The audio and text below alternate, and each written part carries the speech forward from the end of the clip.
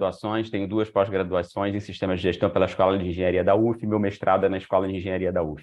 Então, assim, só a minha graduação é no Direito, o resto todo é dentro da Engenharia, e também sou formado em Mecânica, sou técnico em Mecânica pelo Cefet do Rio de Janeiro. Então, assim, é isso daí. Mas vamos lá, Milene, sem muitas delongas, né? E quero deixar registrado aqui a minha satisfação de ter você aqui com a gente também, né? Você sabe a admiração que eu tenho por você, a nossa amizade, a nossa luta aí na OAB, nas coisas todas, o que a gente já passou por isso e o caminho que a gente já percorreu pela OAB aí no estado do Espírito Santo, que ontem eu deixei bem claro, eu sou carioca, mas assim, a OAB do Espírito Santo ainda considero que seja minha casa, entendeu? Me sinto muito confortável, né? E me sinto muito bem na presença de todos aí. Então vamos lá, que a gente tem muito pouco tempo para falar de muita coisa, né? Então, o que acontece? Aí, Milene, só um parênteses aqui, controla meu tempo aí, me avisa aí, faz o sinalzinho, 5 minutos, 3 minutos, vai me avisando aí para eu poder, que vocês sabem que se deixar eu falo 1, 2 horas seguidas sem parar aqui. Mas Pode olha deixar. só, quando chegou essa incumbência para mim, né, a Flaviana me convidou, a Janaína, sobre direito de imigração, eu falei, caramba, é 1 hora, o que a gente vai falar de direito de imigração? Imigração é um mundo, a gente tem muita coisa para falar mesmo. E discutindo, aí graças a Deus, né, a gente, assim, eu não sou conhecedor de nada, eu não sei de nada, mas uma coisa que eu consegui fazer, talvez pelas minhas pós-graduações em sistemas de gestão, é o quê? Me cercar de boas pessoas, né? De pessoas que são muito melhores do que eu. E com isso eu consigo, né, dar uma resposta. E com isso a gente, né, chamei a Luana, chamei a Estela, conversei, né, com o Gustavo, com a Vanessa, a gente sentou, conversei com outras pessoas também. Falei, caramba, o que a gente pode fazer que seja do interesse, que a gente vê, né, traga a questão da imigração para cá também. E chegamos nesse tema, resolvemos delimitar disso, né?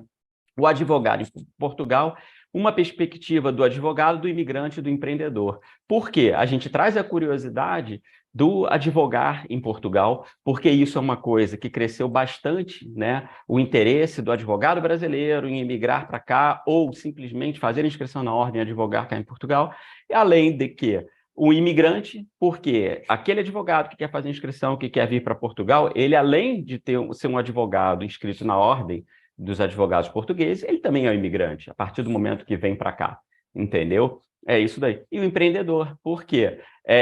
Só o fato de se inscrever na ordem já me garante cliente, já estou com o escritório cheio, com gente em fila da porta? Não. Né? Eu brinco que eu sou advogado desde 2005, né? E estou aqui em Portugal, já tenho 5 anos de advocacia em Portugal.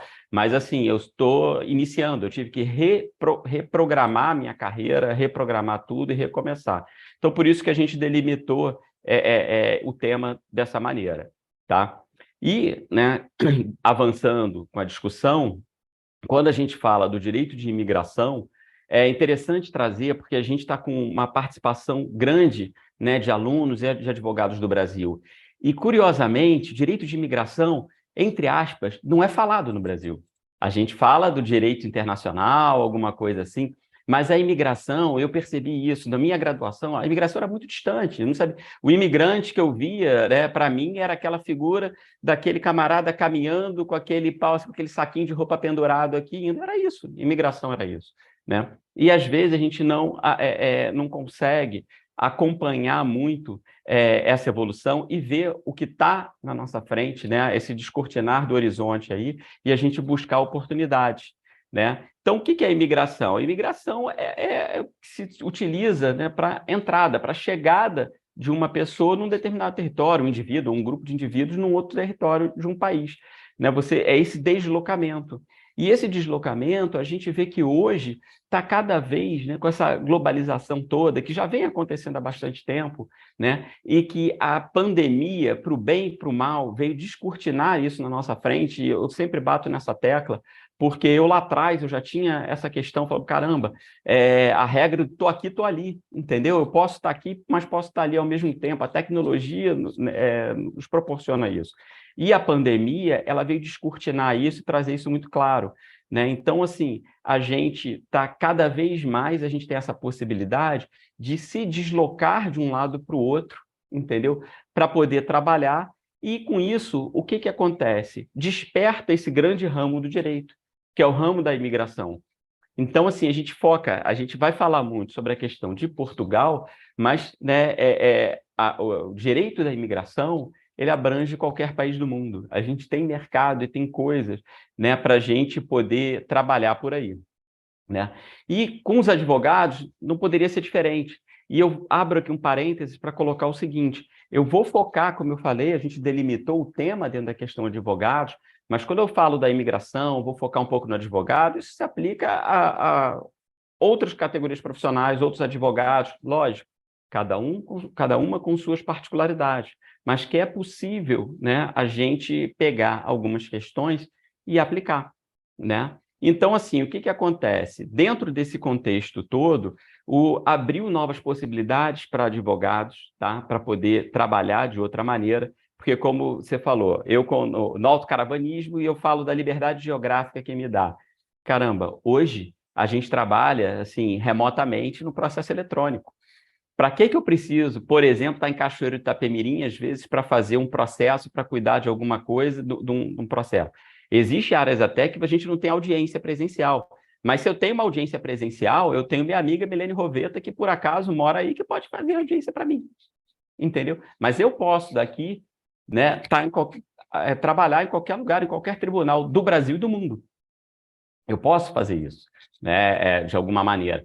E eu estou falando que eu estou aqui, eu estou na minha casa hoje, mas eu poderia estar na minha autocaravana de frente para o mar, como eu já fiz várias vezes, né? De estar na estrada e estar atendendo o cliente, estar trabalhando e estar peticionando em processo, entendeu? Então, assim, a ordem, né, e isso dentro, trazendo agora para a questão da advocacia, a ordem dos advogados portugueses e a OAB no Brasil, eles têm um convênio, né, um acordo de reciprocidade, né? Desde 2015, se eu não estou em erro agora, que existe esse acordo de reciprocidade, onde possibilita que o advogado regularmente inscrito na Ordem dos Advogados do Brasil, tá, possa fazer a sua inscrição na Ordem dos Advogados Portugueses, sem a necessidade de passar por toda aquela... eu costumava brincar na faculdade da Via Crucis, que o Gustavo citou no GT lá de ensino jurídico, né, de você fazer todo o curso de formação na ordem, depois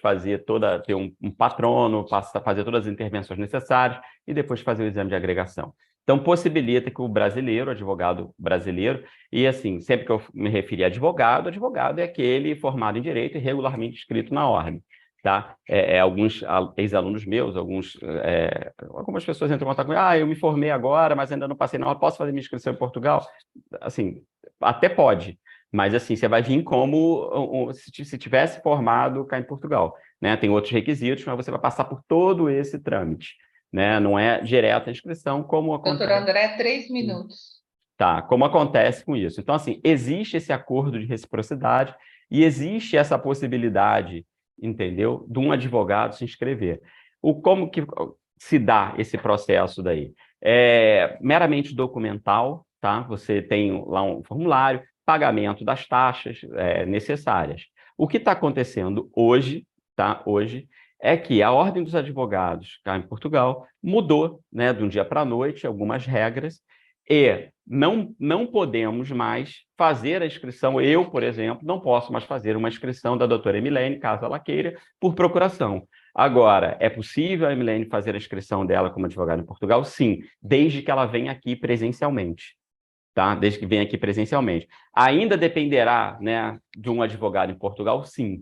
Porque se a Emilene, né, trazendo esse caso aqui como exemplo, vier fazer inscrição aqui, mas ela não vier residir, não tiver residência em Portugal, tá? Ela precisa de um advogado que seja residente, que fará a domiciliação dela, ou o link, o elo de ligação entre a Ordem dos Advogados Portugueses e ela. Tá? Então, é isso que acontece, é isso que é possível. Então, quem nos está assistindo aqui, que tem intenção em advogar aqui, é possível fazer a inscrição ainda, mas tem que cumprir esses requisitos, ok? E é muito importante o seguinte, que também o porquê de se fazer a inscrição. Existem várias situações que a gente pode estar se inscrevendo na ordem aqui em Portugal, não só para o processo de imigração, como para a própria expandir a sua advocacia. Então, eu acho que isso é muito importante. A gente que está começando, quem está iniciando na carreira agora, olhar para isso. Eu tenho um colega advogado que falou o seguinte, como eu falei antes, a gente não conhecia do direito de imigração no Brasil. E esse colega advogado falou o seguinte, falou, André, na minha carreira, eu nunca ganhei tanto dinheiro do que trabalhar com imigração no Brasil. Entendeu? Por quê? Porque você atender um europeu que quer ir para o Brasil, que ganha em euro e gasta em real, é muito fácil de você cobrar e ele paga muito tranquilo. Agora, você entender um imigrante, por exemplo, brasileiro, que quer vir para Portugal, que ganha em real e vai pagar em euro, isso é muito mais difícil.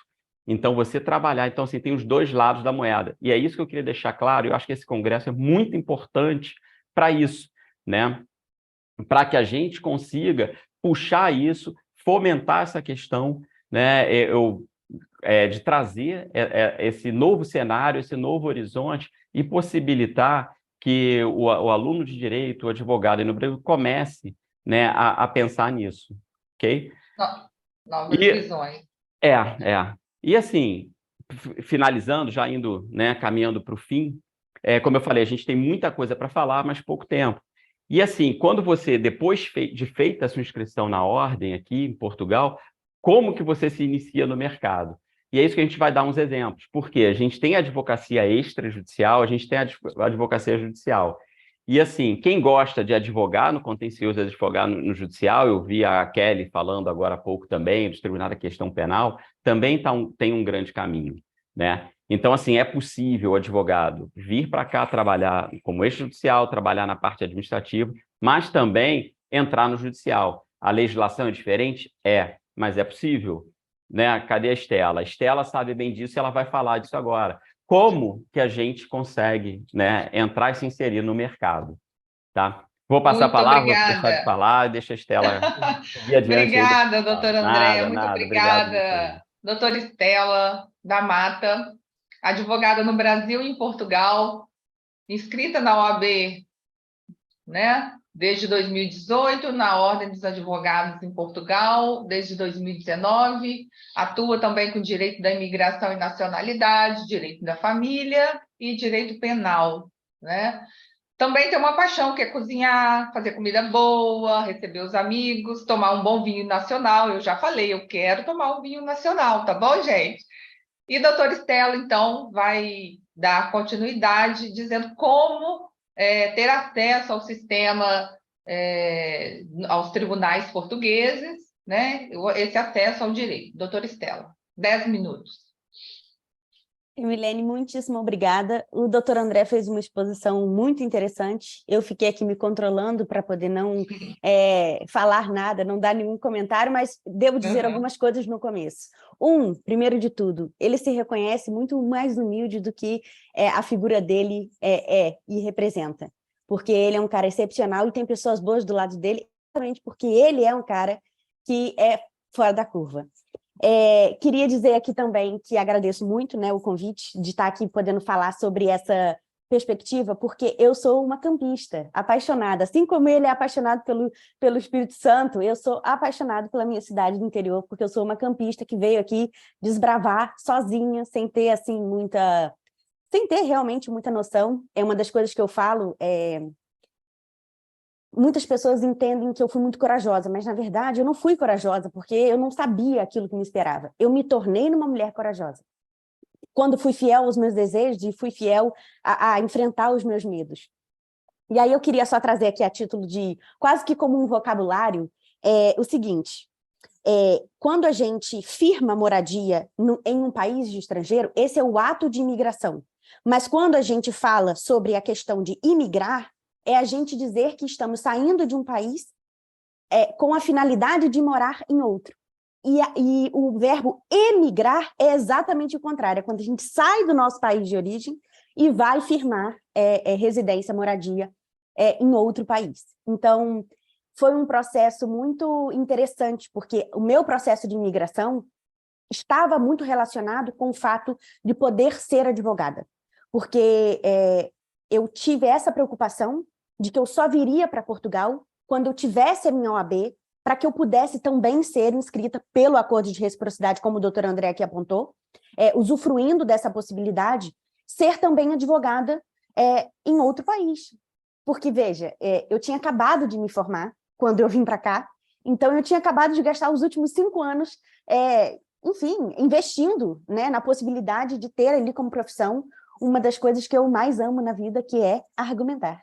Então, foi muito interessante que eu tive essa preocupação no processo de imigração, mas tem muitos colegas advogados que tiveram grandes atuações no Brasil e que, chegando aqui, eventualmente fogem um pouquinho da questão do judiciário, né? Fogem um pouquinho do judicial, e aí eu não tinha essa experiência, não tinha essa vivência, porque tudo que eu tive de prática da advocacia foi aqui, em território português. Então, eu tinha essa sede de me sentir advogada com A maiúsculo quando eu também frequentava os tribunais. Então, eu me coloquei à disposição de tentar, né? De colocar ali um movimento para que eu pudesse experienciar e saber se eu me encontrava ou não. E me encontrei. Gosto muito do extrajudicial, faço muito isso, mas cada vez mais eu venho tentando estar mais presente no judicial. E o acesso ao direito é exatamente um programa do governo aqui, português, que dá a possibilidade de o advogado inscrito na Ordem dos Advogados aqui em Portugal se candidatar. É quase como se a gente estivesse falando de uma figura que é uma mistura entre um advogado dativo e uma defensoria pública, porque nós não temos uma defensoria pública aqui em Portugal. Então, quem são os defensores públicos, se assim a gente pode dizer? É exatamente o advogado particular, né, que faz uma candidatura nesse sistema do acesso ao direito e aos tribunais, que é o SADIT, que nós comumente chamamos de acesso ao direito. Geralmente, quem faz a concessão, né, a competência para concessão é a Segurança Social, que é quase como se fosse um INSS, porque eles avaliam ali a questão do quanto que a pessoa ganha, se a pessoa tem um direito. Não é apenas para a nomeação de patrono oficioso, que é como a gente chama aqui os advogados, ou defensor oficioso quando nós estamos no âmbito penal. A gente também pode fazer um pedido das custas processuais. E pode fazer o pedido das custas ou o pedido do parcelamento dessas custas que foram eventualmente sucumbenciais. Então, a gente fala de um programa muito respeitado por todos aqui em Portugal, toda a sociedade, e a gente fala sobre uma possibilidade de você ter uma entrada pela porta da frente. Eu sou uma adoradora do acesso ao direito. Infelizmente, agora houve uma alteração, que só é possível uma pessoa que se inscreve na Ordem dos Advogados se candidatar depois de 18 meses de inscrição, ou seja, é quase como se fosse 2 anos, porque as aberturas das vagas das candidaturas, elas são feitas sempre no final do ano. Então, quando a gente fala 18 meses, a gente está falando de 1 ano e meio, então nós estamos aí, eventualmente, ponderando 2 anos de inscrição, o que não era quando eu cheguei em 2019. Entretanto, eu só fiz efetivamente a minha candidatura em 2020. E aí comecei a atuar. Não é, claro, um lugar que você pode brincar com a vida das pessoas, como é óbvio, né? Você não pode simplesmente, né, fazer ali, vamos ver no que isso vai dar, tem que ser levado muito a sério, e é uma das coisas que eu levo muito a sério, e uma das coisas que, modéstia à parte, recebo muita elogios em relação a isso, porque eu faço com muito afinco, porque para mim é muito importante estar também nos tribunais. E basicamente é isso, falar que eu, quando estava na faculdade, estava ali em 2018, não fazia ideia de que isso poderia ser uma possibilidade. Então, a gente está falando aqui para algumas pessoas que estão ainda na faculdade, que estão ainda podendo pensar em ir além-mar, muito antes de mim ou de qualquer outro colega que eventualmente fez esse movimento também. Então, dizer que você não precisa só trabalhar no extrajudicial, o extrajudicial é muito lucrativo, como o doutor André apontou, existem escalas e mais escalas, a gente não vai falar, eventualmente, numa proporção de ganhar dinheiro, como eventualmente no judicial no Brasil, mas... Doutora Estela, 3 minutos. Perfeito. Mas é uma possibilidade muito grande, porque também quando a gente fala do judicial, a forma de cobrar os honorários aqui é um bocado diferente, a gente é proibido pelo Código de Ética fazer qualquer tipo de cobrança cotas litis, ou seja, nós não podemos cobrar pelo êxito, estamos proibidos pelo Código de Ética, então nós efetivamente ou vamos ter um caso pro bono, ou devemos receber pelo menos até a leitura da sentença por aquele processo, né? Então isso é muito curioso, porque às vezes a gente encontra também alguns embates de dinâmica mesmo, né? Advogado-cliente, embora para mim seja mais fluido, porque toda a minha experiência vem daqui. Então, a gente acaba cedendo menos, digamos assim. Embora a gente tenha que ceder para a gente poder conviver em sociedade e entender sobre as pessoas. E uma das coisas que eu sempre falo, vou dizer aqui duas coisas. Eu sou advogada, mas eu também sou gente. E isso que o André pontuou é impressionante, porque do momento que nós migramos, nós somos iguais aos nossos clientes em muitos lugares, em muitos aspectos. Então, isso é muito valioso. Fazer com que isso seja alimentado, ter isso no seu discurso é muito importante, seja no judicial, seja no extrajudicial. E uma outra coisa que eu sempre digo se você tiver medo, vai com medo mesmo, mas atenção, como dizem os portugueses, ir com medo não quer dizer ir sem cautela. Muito bom, doutora Estela, muito obrigada pela sua contribuição. Muito. Seguindo aqui a nossa palestrante da noite, doutora Luana Araújo. Seja bem-vinda. Doutora Luana, que também é advogada no Brasil e em Portugal há mais de 6 anos, imigrante. Olha só, hein, gente, tinha uma vida estável em São Paulo, mas em 2017 decidiu, então, fazer seu intercâmbio de 2 anos na Irlanda e, então, passou a enxergar outras oportunidades. Uma grande empreendedora. Em 2019 foi aprovada no mestrado de Direito Empresarial e Contratual em Portugal e se apaixonou pelo país, passando a expandir, então, sua atuação internacional. Com atuação em Direito Imigratório, nacionalidade portuguesa, empresarial, propriedade intelectual e contratos. Raiz, ela que coloca, como diz ela, né, rodinhas nos pés, assim como o André também, né? Esse pessoal gosta de uma rodinha no pé, e vai em busca de conhecer outros lugares, novas culturas, ama estar rodeada de pessoas que cantam e encantam a doutora Luana, e escutam boas histórias e também não dispensam um bom vinho nacional português, né?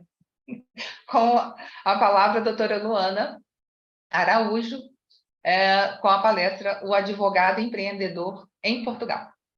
10 minutos. Bom, primeiramente eu quero agradecer mais uma vez o convite, é um prazer estar aqui com essas pessoas tão importantes na minha vida, que é o André, a Estela, estou vendo algumas carinhas aqui também, a Vanessa, enfim, muito obrigada por essa oportunidade. Esse é um tema muito interessante para mim, porque eu nunca fui empreendedora no Brasil, né? Eu trabalhava para escritório, eu tinha meu VR, eu tinha minha participação nos lucros, meu salário estava lá, independente de quantas contestações eu ia apresentar ou não no mês. Então, quando eu falo estável, eu falo nesse sentido, né, de trabalhar para os outros, de ter minha carteira assinada. Na época, ainda que eu advogava em São Paulo, a gente tinha muito a questão da CLT, né? Hoje a gente sabe que está um pouco mais diferente. Mas, enfim, é um grande desafio você empreender no direito e em outro país, né? Então, parafraseando sobre a Alpinto, a advocacia não é para covarde, e empreender nesse cenário, olha, tem que ter muita coragem. Mas vamos lá, vamos falar do que interessa. Eu acho que o que eu entendo, né, que é importante, foi o que eu fiz, vou dividir um pouco com vocês o que eu fiz e também o que eu acabo conversando e trocando aqui com alguns colegas. Ter o seu modelo de negócio, né? Então, se você vai advogar, se você vai atuar, independente se é em outro país ou se é no Brasil, tem que fazer o seu modelo de negócio. Então, estruturar a área de atuação, estruturar a parte gráfica, que significa o logo, a parte toda de identidade visual, papelaria, estabelecer ali os manuais de atendimento. Então, como é que eu vou fazer quando esse cliente me chama? Eu vou responder desta forma, eu vou responder daquela, vai ter alguém para ajudar, eu tenho um pós-venda, né? Então, a gente tem que encarar isso aqui como uma empresa também, embora a gente saiba que a gente não pode mercantilizar a advocacia, e não é sobre isso, mas é sobre organização que eu estou tentando falar aqui, tá? Então, organizar plano de captação, de comunicação, fazer as minutas, né? Deixar tudo preparado, e tentar fazer isso antes dos clientes chegarem. Então, imagina, fazer a minuta da minha procuração, como é que vai ser? A minuta da minha procuração é diferente da que eu usava no Brasil. Como é que eu vou fazer meu contrato de honorários, né? Eu tenho que colocar cláusulas específicas da legislação daqui. A gente já viu que aqui não existe honorários sucumbenciais. Então, a gente tem que se atentar aí a muitos detalhes e tem que realmente ter uma preparação antes de abrir a nossa porta, né? Antes de começar, de fato, a advogar.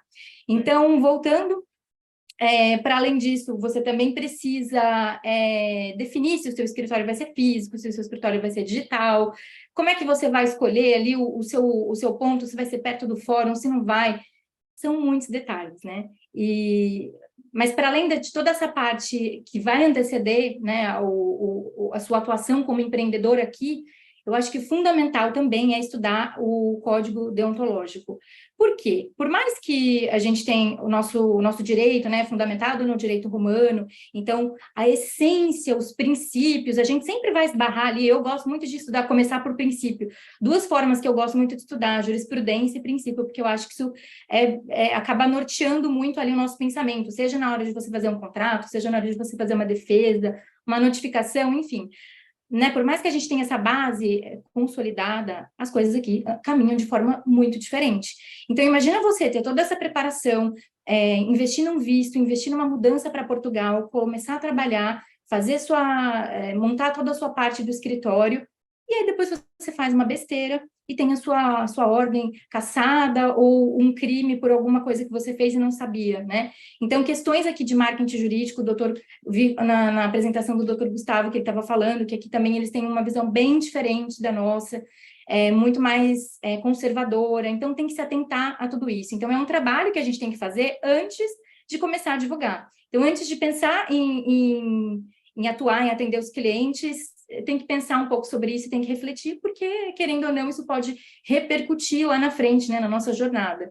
E é como eu disse, né, as estruturas aqui são diferentes. Então, por exemplo, aqui a gente tem a figura do solicitador, que no Brasil a gente já não tem. Aqui a gente tem a figura de um agente de execução. Claro que o advogado, ele está apto para atuar em todas essas áreas.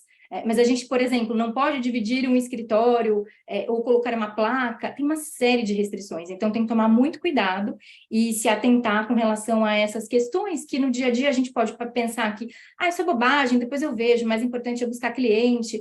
Não, isso realmente é um tempo que você tem que parar, que você tem que estudar, e que você tem que refletir sobre isso, porque, afinal de contas, eu acho que não existe nada mais importante do que o nosso nome, do que a nossa reputação, né? Embora eu seja uma advogada que sempre atuei com empresas, agora eu atuo mais com pessoa singular, como fala aqui em Portugal, e pessoa física, né, como a gente fala no Brasil. Mas, apesar de tudo isso, a gente sempre tem que entender que a reputação, não é só a reputação empresarial que a gente tem que pensar, que é tão importante, né? Mas a nossa reputação também enquanto pessoas.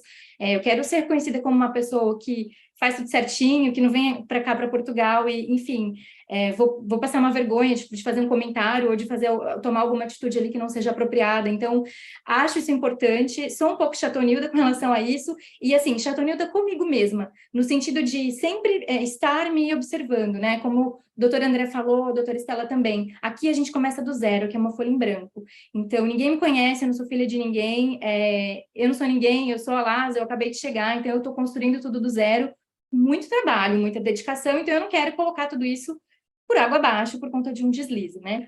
Então, acho importante. Outra coisa também que eu acho fundamental, né? Estudar a legislação.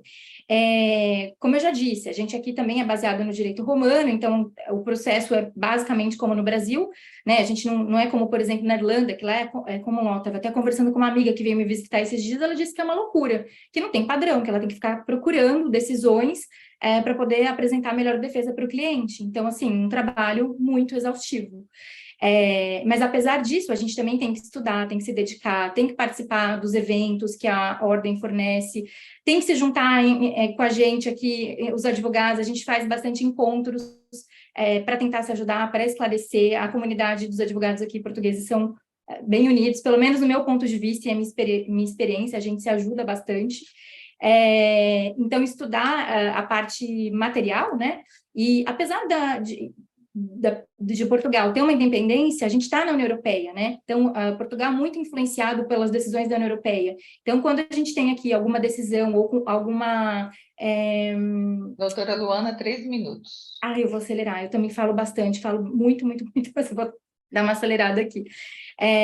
Então, como eu estava dizendo, Portugal é muito influenciado pela União Europeia. Então, quando a gente tem alguma diretiva e tem que fazer a transposição para o ordenamento jurídico interno, também tem que ser observado. Então, está sempre pesquisando os julgados, né, do Tribunal de Justiça Europeu, que ajuda também, até facilita ali no nosso entendimento, para entender qual que é a finalidade, como é que o direito aqui funciona, né, como é que eles pensam e para trazer o melhor resultado para o nosso cliente. Para além disso, eu acho que o inglês também ajuda bastante. Então, se você puder investir num curso de inglês, ou melhorar, se você já fala o inglês jurídico, essa foi a razão pela qual eu saí do Brasil, porque eu não falava nada, e sentia muita dificuldade, e aí resolvi ir para a Irlanda para estudar. E aqui em Portugal, eu fico muito feliz de usar o inglês, porque a gente atende muito imigrante de outras nacionalidades. Tive experiências com a Estela, com o André, com outros colegas, né, da gente acompanhar. Então, graças a Deus, sempre aparecem clientes e aí eu consigo também utilizar o inglês, então é importante, não só o jurídico, né, mas no inglês no geral, a gente acaba se virando. E o networking, né, gente, porque nós não somos ninguém sozinhos. Então, conversar com as pessoas, fazer parcerias com colegas, porque, por exemplo, eu não faço penal, mas eu posso fazer com a Estela, eu posso fazer com a Kelly. Eu não faço, sei lá, direito do trabalho, mas eu vou procurar a Aline, eu vou procurar a Mariana. Então, assim, se cercar de pessoas que a gente conhece, que tem um trabalho muito bom também, porque, querendo ou não, voltando, né, no final das contas, tudo se entrelaça, mas também mantendo ali a nossa reputação, mas se agregar e fazer esse networking com essas pessoas, porque a gente não consegue fazer tudo também. Então, escolher ali as nossas áreas de atuação que mais combinem com a gente, o que a gente mais gosta, se dedicar a estudar e criar essas parcerias. Eu acredito que seguindo esse passo a passo, a caminhada pode ser menos difícil, não é fácil, né? Mas a gente vai seguindo. Não sei se eu tenho mais alguns minutinhos para falar, mas acredito que seja... Acredito que seja basicamente isso, e não tenha assustado aí os colegas, né, com essas burocracias e com esses detalhezinhos, mas eu acho que são importantes. Sim, ainda tem um tempinho. Ainda tem? Ainda tem. Se você me Alguns permite... segundos. Não alguns deixa segundos. não deixa Se não, você me senão não vai permite, parar. posso só... Tá surgindo aqui algumas perguntas depois, se quiser. Se você me Né? permite, posso usar seus míseros segundinhos só para dizer o seguinte. Doutora. Olha, só para dizer que eu acho que é muito importante, daquilo que eu aprendi com o que a Luana disse hoje, a gente tem que saber dançar conforme a música, ou seja, a gente tem que saber respeitar as regras daqui, a gente tem que dar nome às coisas e a gente tem que procurar um amparo, uma rede de apoio, que é nesse network, para a gente poder crescer. É isso. Tá joia. Muito obrigada, doutora Luana. Fica aqui com a gente. E agora passamos, então, à última palestrante aqui do nosso GT, doutora Vanessa Morato. Seja bem-vinda. Doutora Vanessa, que também muito obrigada.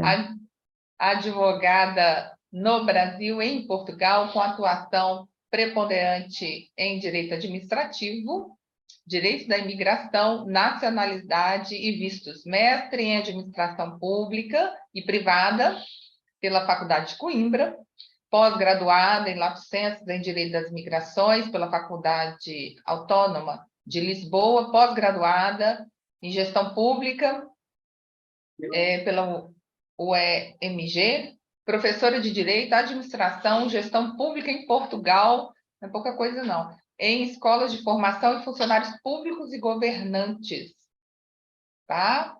E é adepta também de uma cozinha e um bom vinho, né? Doutora Vanessa, como é morar legalmente em Portugal? É assim, eu cheguei e tudo bem? Não, infelizmente não. Quem dera fosse, né? Nós temos até alguns casos muito interessantes. Alguns colegas podem considerar que apenas por ser advogado e se inscrever na ordem já está legalizado para morar em Portugal, e não é bem assim.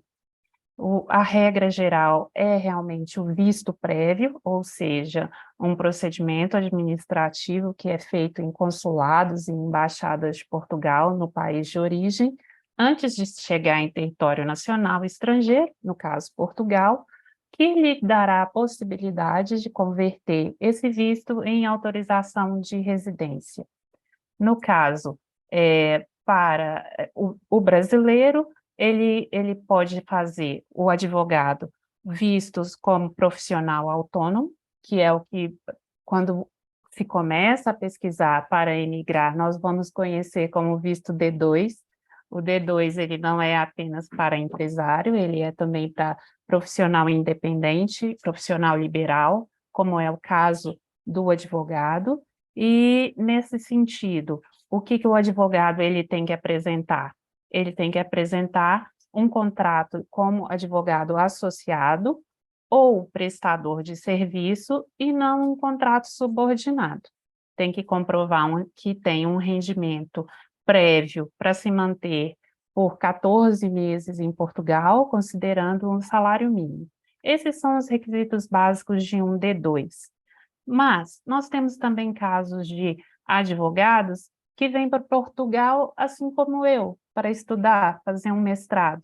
Nesse caso, já não é um visto D2 para se trabalhar com advocacia, vai ser o caso de um visto de estudos, como estudante do ensino superior.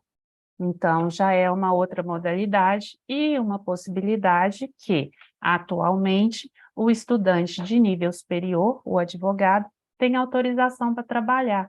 Antigamente, antigamente, de uma forma até muito recente, o estudante de Portugal não poderia trabalhar, né? Então, agora nós temos a alteração de outubro de 2022, que permite que o estudante do ensino superior trabalhe em concomitância com os estudos.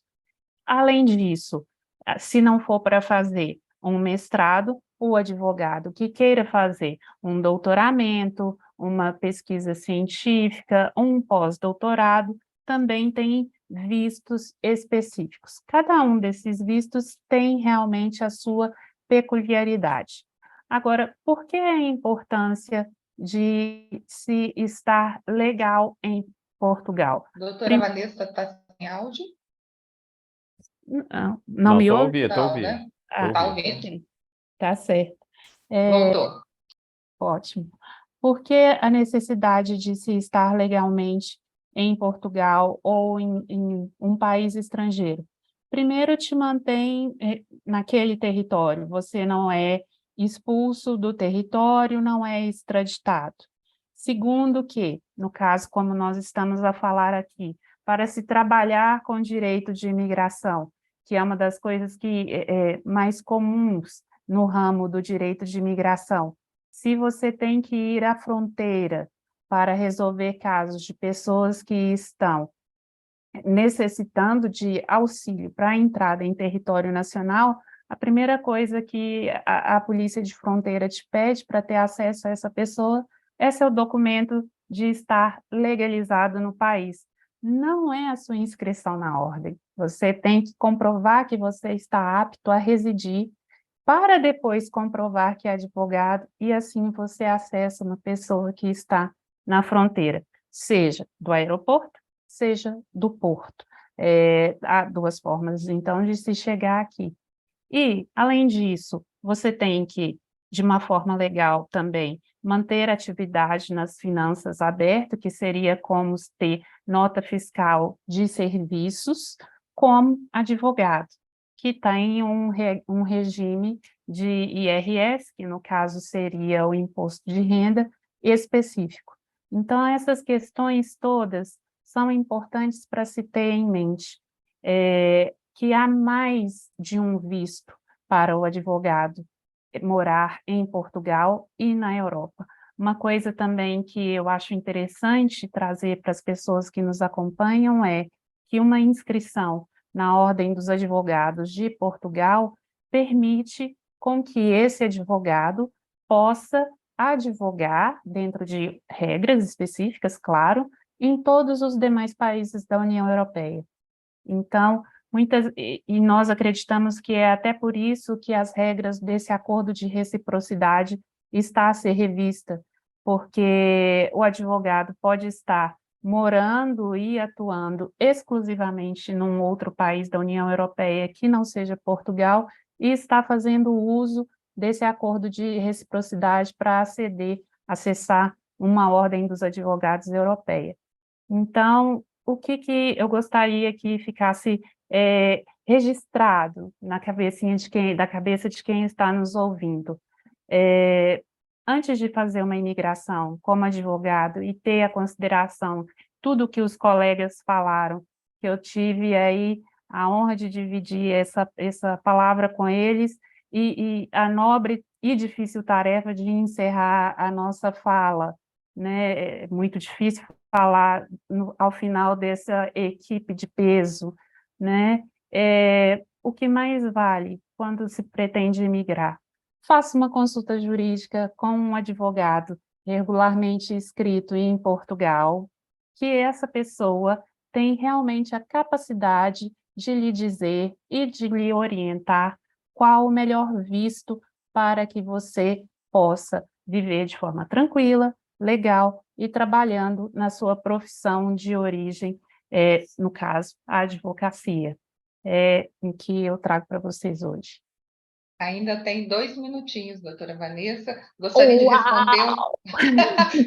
de responder uma perguntinha. Bora!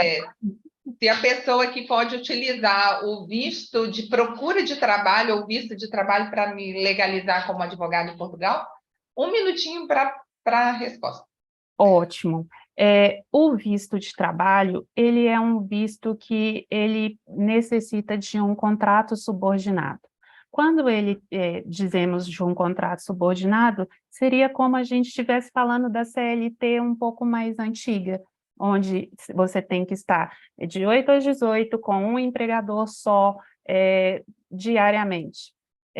O advogado ele não pode utilizar esse visto porque ele é autônomo, profissional, liberal. Então, no caso dele, não vai ser visto de trabalho da forma com que foi colocado na pergunta. Outra coisa também, que o visto de procura de trabalho, da forma com que ele foi colocado na legislação, ele necessita que a pessoa venha procurar esse trabalho que eu dei o exemplo anteriormente, que é o trabalho subordinado com o vínculo da CLT. Então, não é possível o advogado vir para procura de trabalho, isso, e trabalhar de forma independente. Ele teria que ser contratado. Aí, respondido. Milene, Doutor André, deixa só eu fazer um parênteses aqui, complementar nós uma temos situação. Aí Não, 8 rapidinho. minutinhos restantes. Porque entraram outras pessoas, assim, eu acho muito importante a gente deixar claro, como a Vanessa colocou, a Luana, a Estela, nisso daí. A gente tem muito pouco tempo para falar um tema muito abrangente. A gente procurou focar, né, eu falei isso no início, na questão da advocacia e dando uns aspectos, né, do advogado imigrante chegando aqui e se inserindo no mercado. E a Vanessa pontuou, né, coroou, botou a cerejinha no bolo com essa questão.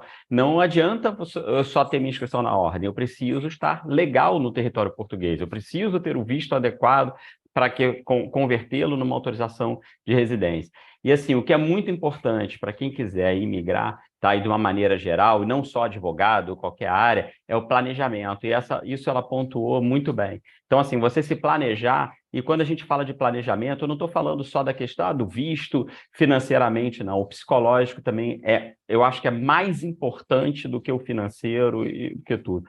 Porque a Luana pontuou bem, você chega aqui, você está sozinho, você não tem pai, família, você não tem amigo, você não é ninguém para fazer. Entendeu? Então, só para colocar isso daí. E outra questão, pessoal, assim, 1 hora é muito pouco tempo. Mas, assim, tem nossas redes sociais aí, o meu Instagram, andrearaújo.eu, da Vanessa, da Estela, não lembro o Instagram de todo mundo, mas, assim, qualquer questão a gente pode avançar com isso. E vê lá, Milene, se tem alguma pergunta aí para a gente aproveitar bem esse tempo. Tem, vamos selecionar aqui algumas, tá? Porque 6 minutinhos.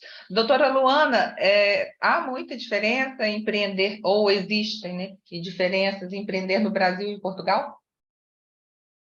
Olha, eu acho que sim, existe diferença em termos do que a gente deve cumprir de legislação, parte tributária, né? No Brasil, a gente tem, depende de cada estado, a nota fiscal, como é que você vai se organizar, que a gente tem o IVA e tem questões muito pontuais. Mas eu não posso falar muito sobre isso, porque eu era CLT no Brasil a minha vida inteira, né? Então, eu trabalhei em empresa durante muito tempo, CLT, depois fui para escritório CLT. Então, eu nunca advoguei de forma autônoma, isso Eu tive que escolher essa jornada. Não, eu tive, Entendi. acho que fica parecendo obrigatório. Mas eu escolhi atuar de forma autônoma depois que eu vim morar em Portugal. Né? Aqui eu percebi que eu queria ter isso que o André falou. Né? Não queria trabalhar mais 12 horas, eu não queria ter aquela loucura da vida de São Paulo, eu queria viver e trabalhar, mas também viver. Então, eu percebi que com a advocacia autônoma era possível. Mas, assim, obviamente que em questões tributárias, em questões de procedimento, sim, é diferente, mas não tem como trazer muita informação, porque no Brasil a minha realidade era bem diferente da realidade que eu tenho aqui. Entendi. E realmente é muito pouco tempo para falar, então a gente fica querendo falar mais e fica tentando se cortar.